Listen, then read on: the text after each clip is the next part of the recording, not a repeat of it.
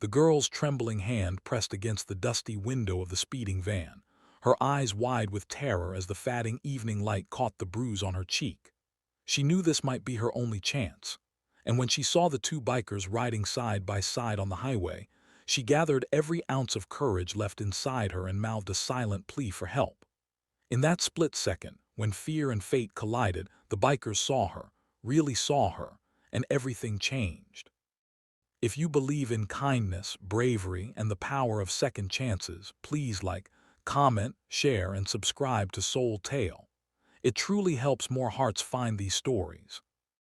The girl's name was Emily Carter, a 14-year-old from a quiet suburb in Ohio.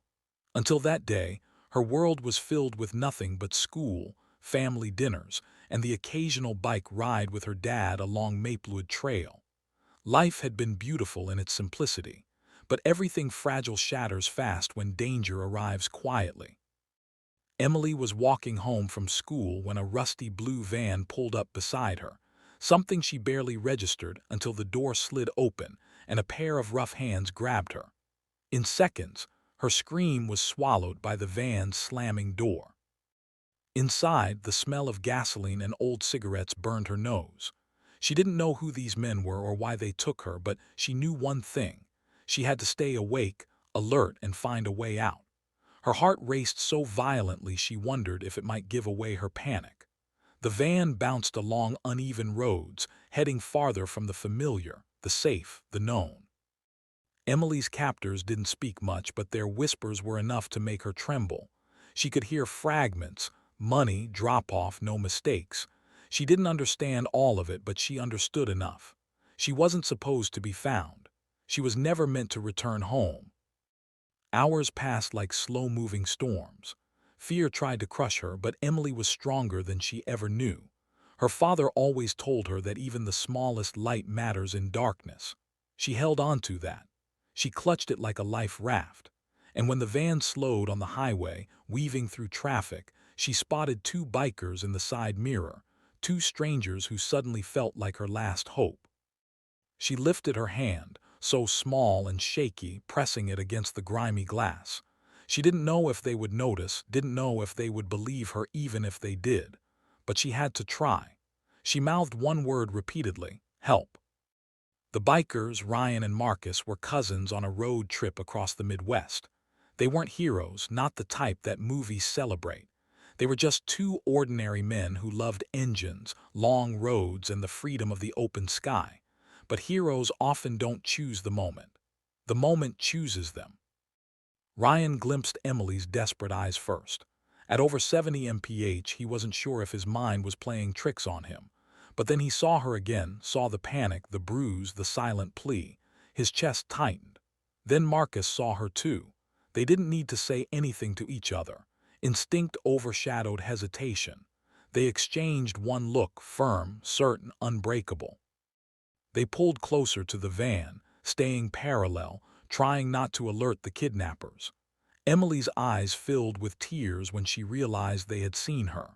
For the first time since being taken, she felt something that almost felt like safety. Ryan sped ahead and took out his phone, calling 911. His voice was urgent but steady as he gave the license plate, vehicle type, direction, and the reason he feared a child was in danger. The dispatcher promised immediate action, advising them not to engage directly. But deep down, both men knew they couldn't just wait. The van could turn down any exit, vanish into any unknown road, or harm the girl before help arrived. Ahead of the van, Marcus slowed strategically, forcing traffic to adjust, creating a narrowing lane so the van couldn't easily escape.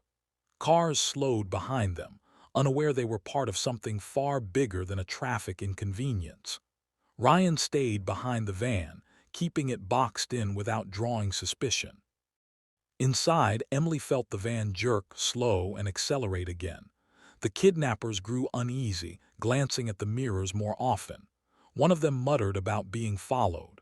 Her heartbeat hammered. She feared they might hurt her if they suspected anything.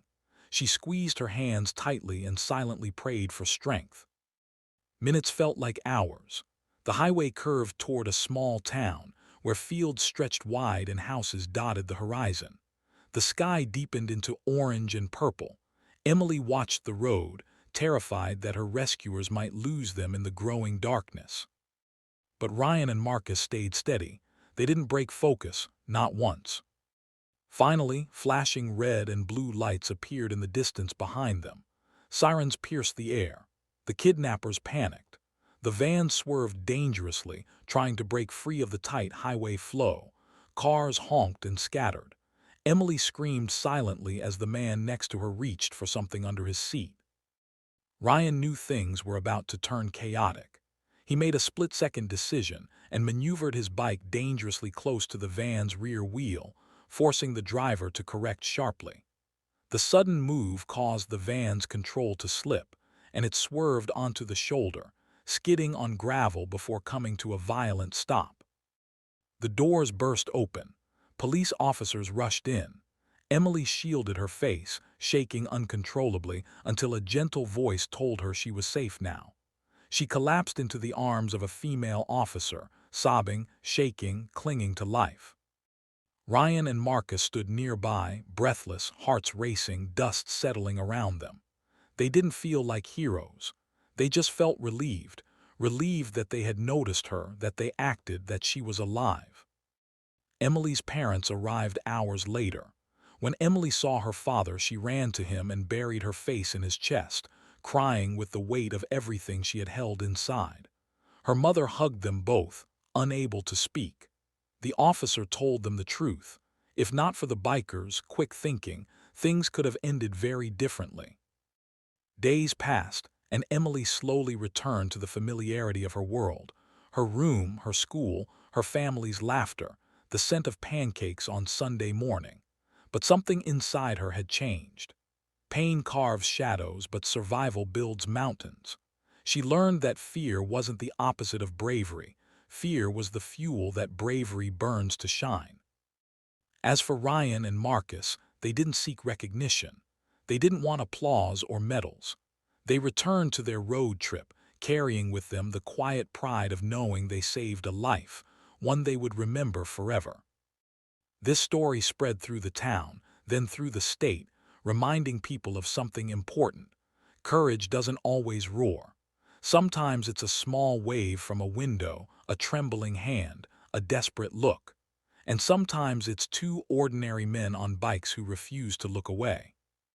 If this moment touched your heart, please like, comment, share, and subscribe to Soul Tale. Your support helps these real, emotional stories reach more people who need a reminder of humanity's goodness.